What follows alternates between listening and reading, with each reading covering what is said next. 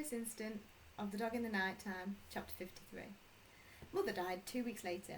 I had not been into the hospital to see her, but Father had taken in lots of food from Marks and Spencer's.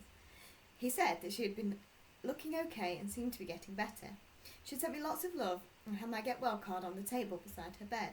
Father said that she liked it very much. The card had pictures of cars on the front.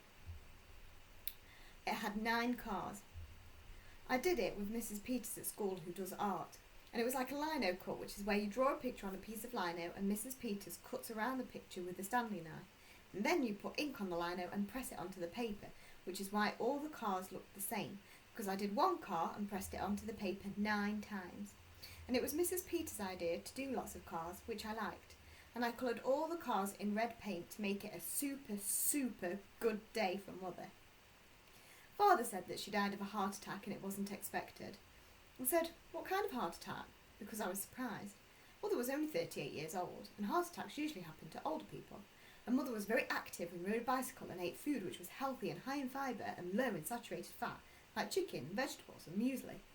Father said that he didn't know what kind of heart attack she had, and now wasn't the moment to be asking questions like that. I said that it was probably an aneurysm. A heart attack is when some of the muscles in the heart stop getting blood and die. There are 2 main types of heart attack. The first is an embolism. That's when a blood clot blocks one of the blood vessels taking blood to the muscles in the heart. And you can stop this happening by taking aspirin and eating fish, which is why Eskimos don't get this sort of heart attack, because they eat fish and fish stops their blood clotting. But if they cut themselves badly, then they can bleed to death. An aneurysm is when a blood vessel breaks and the blood doesn't get to the heart muscles because it is leaking. And some people get aneurysms just because there is a weak bit in their blood vessels, like Mrs. Hardesty, who lived at number 72 in our street, who had a weak bit in the blood vessels in her neck and died just because she turned her head round to reverse a car into a parking space.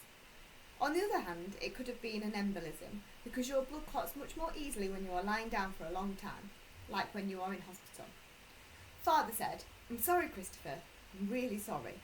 But it wasn't his fault. Then Mrs. Shears came over and cooked supper for us, and she was wearing sandals and jeans and a t-shirt which had the words windsurf and Corfu and a picture of a windsurfer on it. And Father was sitting down. She stood next to him and held his head against her bosoms and said, "Come on, Ed, we're going to get you through this." And then she made us spaghetti and tomato sauce. And after dinner she played Scrabble with me, and I beat her 247 points to 134. Chapter 59. I decided that I was going to find out who killed Wellington, even though Father had told me to stay out of other people's businesses.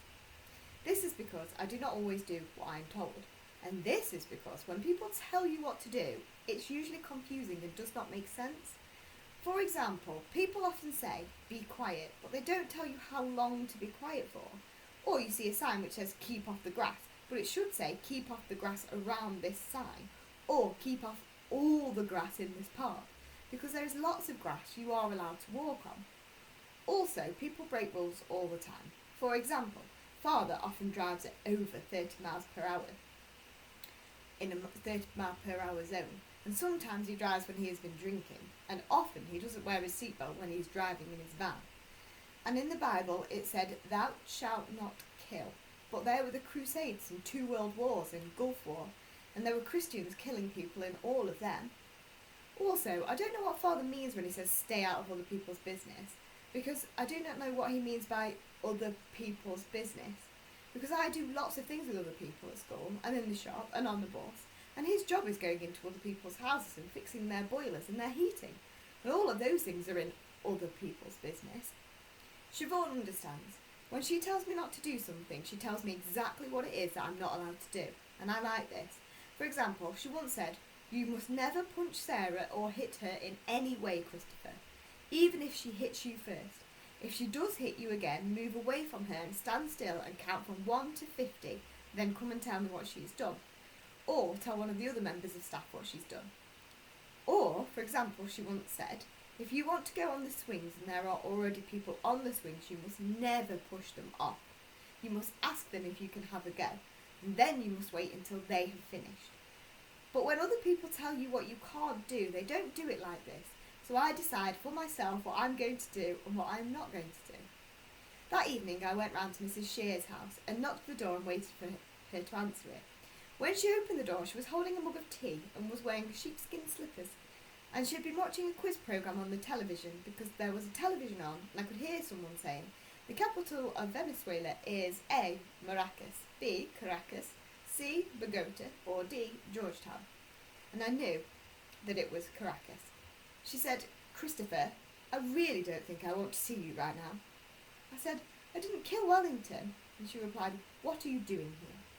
I said, I wanted to come and tell you that I didn't kill Wellington. And also, I want to find out who killed him. Some of her tea spilled onto the carpet. I said, do you know who killed Wellington?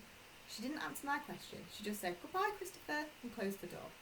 Then I decided to do some detective work. I could see that she was still watching me and waiting for me to leave because I could see her standing in the hall on the other side of the frosted glass on the front door. So I walked down the path and out of the garden. Then I turned around and saw that she wasn't standing in the hall any longer. I made sure that there was no one watching and climbing over the wall and walked down to the side of the house into her back garden to the shed where she kept all of her gardening tools. The shed was locked with a padlock and I couldn't go inside, so I walked round to the window inside. Then I had some good luck. When I looked through the window, I could see a fork that looked exactly the same as the fork that had been sticking out of Wellington. It was lying on the bench by the window and it had been cleaned because there was no blood on the spikes. I could see other tools as well, a spade and a rake and one of those long clippers people use for cutting branches which are too high to reach. And they all had the same green plastic handles like the fork. This meant that the fork belonged to Mrs. Shears.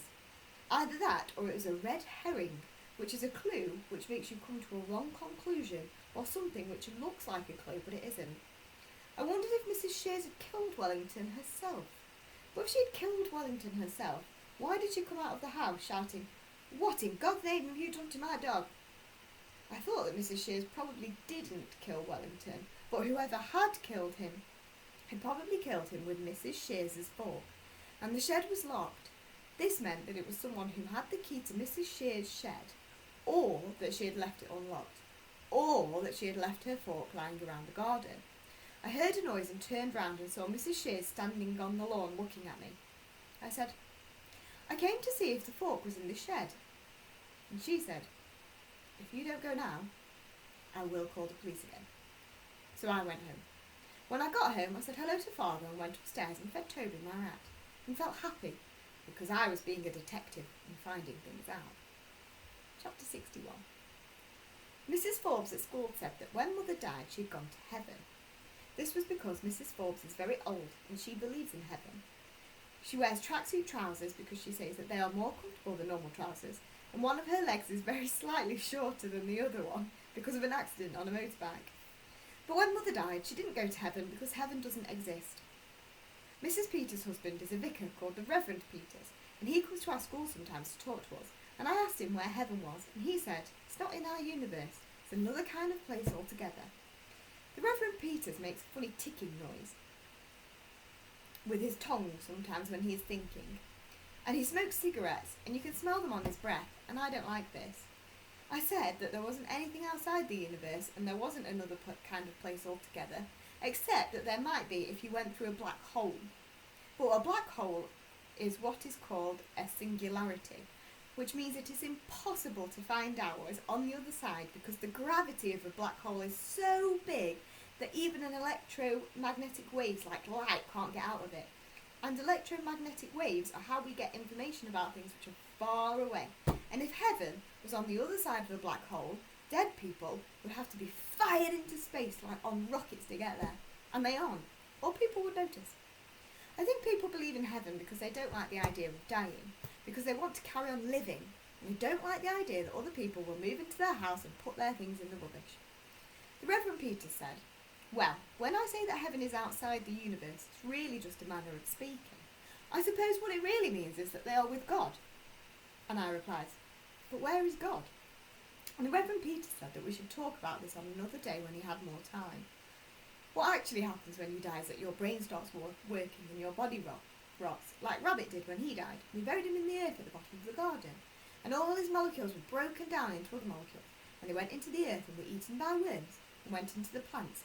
And if we go and dig in the same place in 10 years, there will be nothing except his skeleton left. And in 1,000 years, even his skeleton will be gone. But that is alright, because he is part of the flowers and the apple tree and the hawthorn bush now. When people die, they are sometimes put into coffins, which means that they don't mix with the earth for a very long time until the wood of the coffin rots. But Mother was cremated. This means that she was put into a coffin and burnt and ground up and turned into ash and smoke. I do not know what happens to the ash, and I couldn't ask the crematorium because I didn't go to the funeral, but the smoke goes out of the chimney and into the air, and sometimes I look up into the sky and I think that there are molecules of Mother up there, or in clouds over Africa, or the Antarctic, or coming down as rain in the rainforest in Brazil, or in snow somewhere.